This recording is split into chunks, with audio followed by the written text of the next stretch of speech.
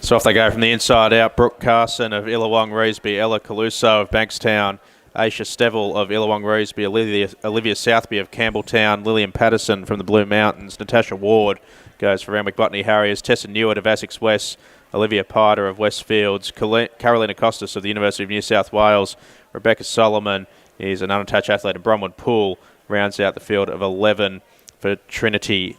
As they are approaching 30 seconds as they head up the back straight for the first time. And it's Olivia Southby of Campbelltown leading the way from home athlete Ella Caluso of Bankstown. And then it's the Westfields runner of Olivia Pider just sitting in behind them as pretty even single file leading group of about 6 as they round the bend for the first time. It's still Southby from Caluso. Get a great shot of them coming up the front straight for the first time. They go through outside the minute, probably going to be about 66, 67 seconds or so as they pick up the bell. It's been the one leader all the way, Olivia Southby of Campbelltown, and her and Ella Caluso now just starting to open up a little bit of a gap here on the front of this pack. So we get a shot of some of the athletes there in front of camera. And just a move now starting to come in behind them.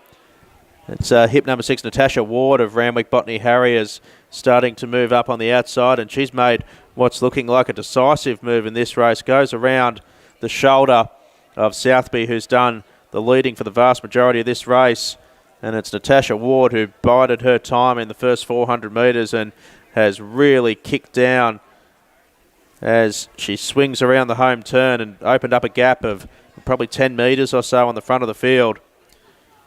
And it doesn't look like anyone's going to be able to run her down. Caluso now trying to get around the shoulder of Southby and does so.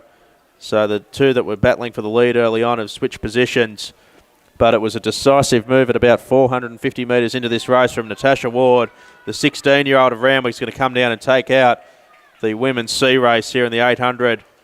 Really good late finish as well. From Bronwyn Poole of Trinity on the outside, and she'll get up for second, I fancy, just over the top of the two leaders, the two early leaders. As we wait for some unofficial winning times to come in and confirmation there of Bronwyn Poole's win. Sorry about that. As someone's just... I thought it was... yeah, I think that might just be... I think it was Natasha Ward of Randwick who took out that race. She comes over and grabs the belt. Does that require security here, Matt? Yeah, it may well. It might be a little bit understaffed here.